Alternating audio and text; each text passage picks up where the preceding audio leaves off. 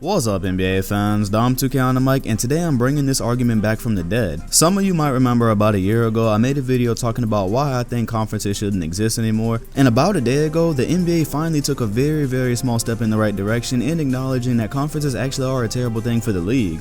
At the end of the day, it is only an all-star game, and I'm not sure how many people cared about that in the first place, but I'm just glad the NBA is finally at least showing that they acknowledge this as a problem.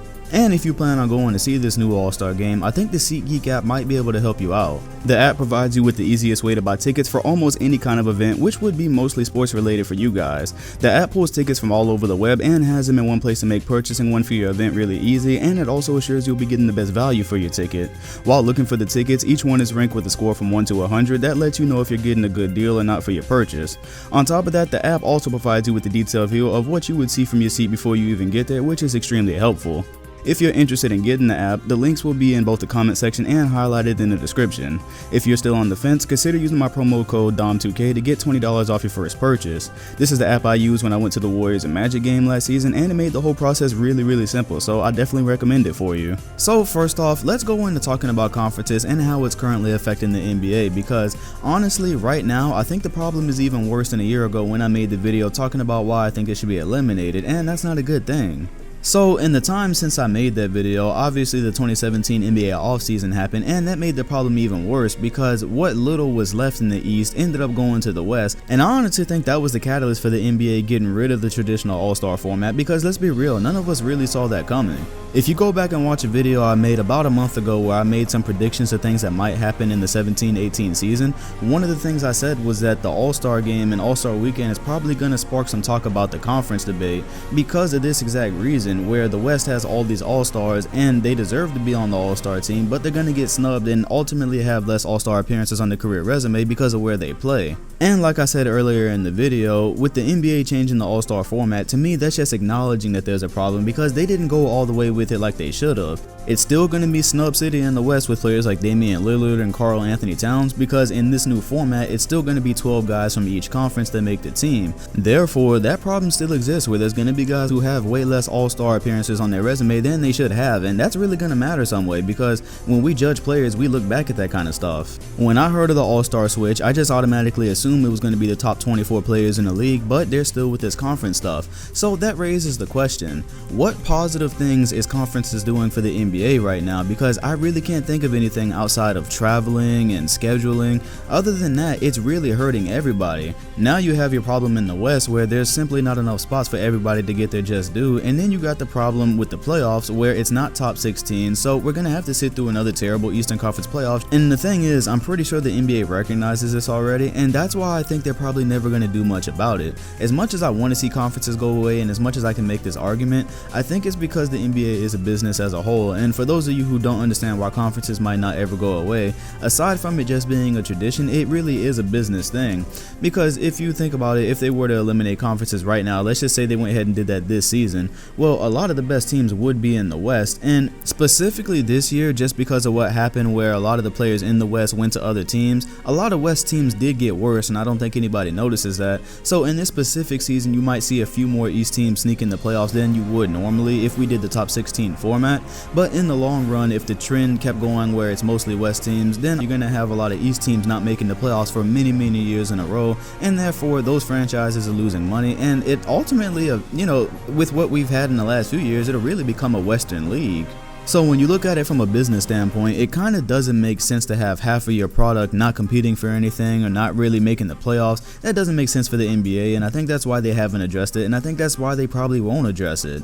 But by that same token, if we were to go by this method, you might see a reduction in terrible team management, because we do know there's teams out there that exist that don't really care, the ownership anyways, they don't really care about winning. What they care about is making money for the team, and if they have a star player that they can just pay money to and he can bring in ticket sales, then maybe that's all the ownership really cares about. Maybe they don't care about getting to that highest level. But that right there is why I give so much support to the idea of just kicking the crutch from under these teams that are making the playoffs based on geography, because that doesn't make any sense. And I feel the same exact way about what just happened with the All-Star game, because although I think it's going to be fun, why should a player have to miss the All-Star game or not have an extra All-Star appearance on his resume just because of where he plays? And I think another reason why I'm so passionate about this topic is because I'm kind of tired of the argument of just saying, oh, things are going to balance out. Because if you look at all the years that have passed in just the 2000s, things have not balanced out. I think if a lot of people look at the records for the East and West last season, yes, they were kind of close, because if you look at the 8th seeds, the Portland Trail Blazers were 41-41, and so were the Chicago Bulls. And so a lot of people over the last few years have been kind of using that to say the East is catching up with the West. But then you look at the top, and it's like, in the East, there's really only one team that can ever win the championship. Meanwhile, in the West, there's always kind of at least 2 or 3 teams that could realistically win it.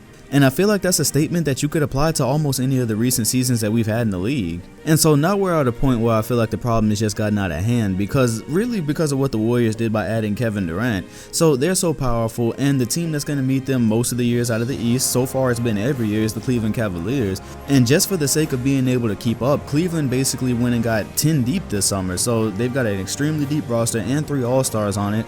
And I really haven't heard anybody talk about it. My question is, have any of you thought about what that does to the Eastern Conference playoffs this year? I mean, the East was already terrible last year, and I think we're all well aware of that. But the gap between Cleveland and pretty much every Eastern team got even bigger this summer. And I think most of us after 7 years have pretty much accepted that whatever Eastern team has LeBron is going to the finals. But now this year, like, that shit's on the house in my opinion.